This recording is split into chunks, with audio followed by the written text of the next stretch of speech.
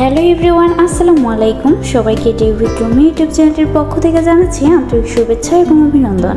সবাই নিশ্চয়ই আল্লাহর রহমতে অনেক বেশি ভালো আছেন। আলহামদুলিল্লাহ, আমিও খুব ভালো আছি। এই সিজনের শেষবারের মতো বড়ইগুলো উঠাবো। যদিও আরো সময় নিয়ে আস্তে ধীরে বড়ইগুলো উঠানো যেত, তবে পাখিদের আক্রমণের কারণে এই গাছটির অধিকাংশ বড়ই আমাদের আওতার বাহিরে চলে গিয়েছে।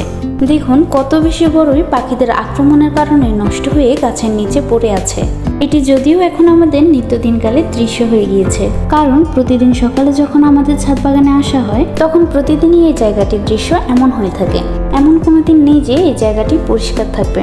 এর থেকেও অন্যদিন আরো অনেক বেশি বড়ই নষ্ট হয়, তবে তার জন্য কিছুই করার নেই, কারণ আমাদের এই গাছটি মাশাআল্লাহ এত বেশি বড় যে এই গাছটিকে ঢাকা বা তার উপর কোনো নেট বা জাল দিয়ে এটাকে ঢেকে দেওয়া আমাদের পক্ষে সম্ভব না।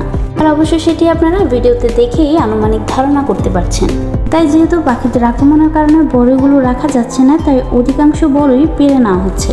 2 দিন আগে এই গাছটি থেকে কিছু বড়ই উঠানো হয়েছে, যেটি আমি আপনাদের সাথে শেয়ার করব বলে ভিডিওতে ধারণ করেছি। সো চলুন দেখে নেওয়া যাক কত বেশি বড়ই উঠানো হয়েছে।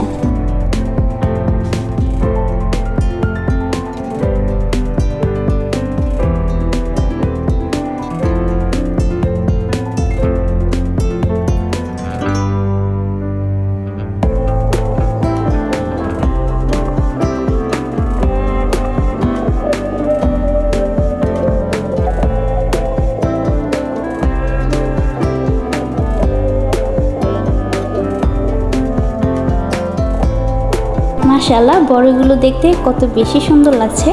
আসলে ভিডিওর থেকে বড়ইগুলোকে সামনাসামনি দেখতে আরো বেশি সুন্দর লাগে। আপাতত এগুলোই উঠানো হয়েছে, কারণ গাছের অধিকাংশ বড়ই এখনো অনেক ছোট রয়েছে। তবে পাখিদের আক্রমণের কারণে তো আর রাখা যাচ্ছে না, তাই উপায় না থাকা সত্ত্বে অধিকাংশ বড়ই পেরে নেওয়া হচ্ছে। আজ সকালে ছাদ বাগানে গিয়ে দেখি এই অবস্থা হয়ে আছে। তাই যেহেতু বড়ই সিজন শেষ, তাই অধিকাংশ বড়ই এখন পেরে নেওয়া হচ্ছে। তার জন্য গাছের অধিকাংশ ডালপালা কেটে নেওয়া হয়েছে।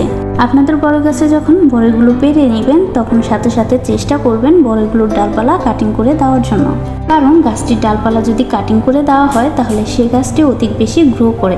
ডালপালা কাটিং করে দেওয়া এটিও কিন্তু গাছের একটি অন্যতম পরিচর্যা। আপনাদের গাছগুলোতেও কাটিং করে দেওয়ার চেষ্টা করবেন।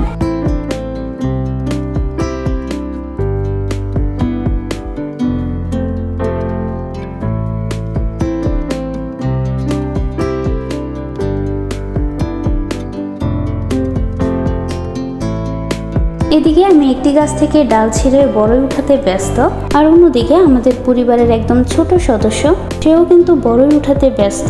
সেও কিন্তু অনেক সংগ্রাম চালিয়ে যাচ্ছে বড়ইগুলো নেওয়ার জন্য। এট লাস্ট সে অনেক সংগ্রাম করার পর 2টা বড়ই ছিঁড়ে নিতে পেরেছে, কিন্তু এটিও ধরে রাখতে পারেনি, হাত থেকে পড়ে গিয়েছে।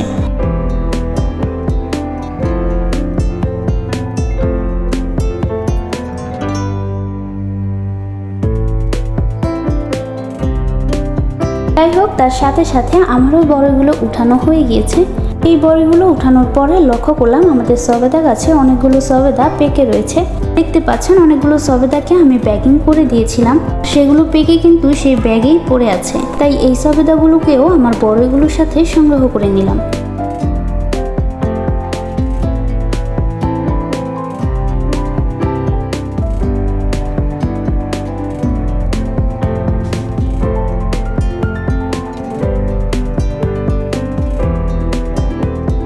তাছাড়া আজকে বড়ই এবং সবেদার সাথে আমি বেশ কিছু বেগুনও উঠিয়েছি। মাশাআল্লাহ, আমার ছাদ বাগানে অনেক বেশি বেগুন ধরেছে। খুব শীঘ্রই এটি নিয়ে ভিডিও আপলোড করা হবে।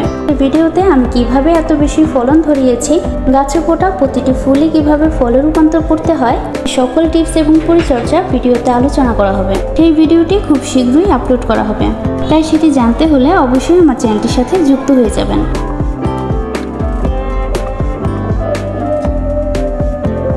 সো এই সবগুলো তরকারি আমার ছাদ বাগান থেকে সংগ্রহ করা হয়েছে। আলহামদুলিল্লাহ, আমাদের ছাদ বাগান থেকে আমরা অনেক বেশি ফলন পাই। ধুন্দুলগুলোও কিন্তু আমার ছাদ বাগান থেকেই উঠানো হয়েছে। কখনো বেশি বা কখনো কম সবজি উঠানো হয়। এই ধুন্দুল নিয়েও কিন্তু অলরেডি আমার চ্যানেলটিতে ভিডিও আপলোড করা হয়েছে, সেখানে দেখানো হয়েছে বীজ রোপণ করা থেকে শুরু করে একদম ফলন ধরা পর্যন্ত। তো আপনাদের যদি কারো প্রয়োজন হয়ে থাকে তাহলে আমার চ্যানেলটি ঘুরে সেই ভিডিওটি দেখে আসতে পারেন। আমার আজকের এই ভিডিওটি এই পর্যন্তই ছিল। আমি আশা করি আমার এই ভিডিওটি দেখে আপনারা অনেক বেশি অনুপ্রাণিত হবেন। এরকম আরও নিত্য নতুন ভিডিও পেতে অবশ্যই আমার চ্যানেলটিকে সাবস্ক্রাইব করে আমার সাথে যুক্ত হয়ে যাবেন। আপনারা সবাই খুব ভালো থাকবেন, সুস্থ থাকবেন। আল্লাহ হাফেজ।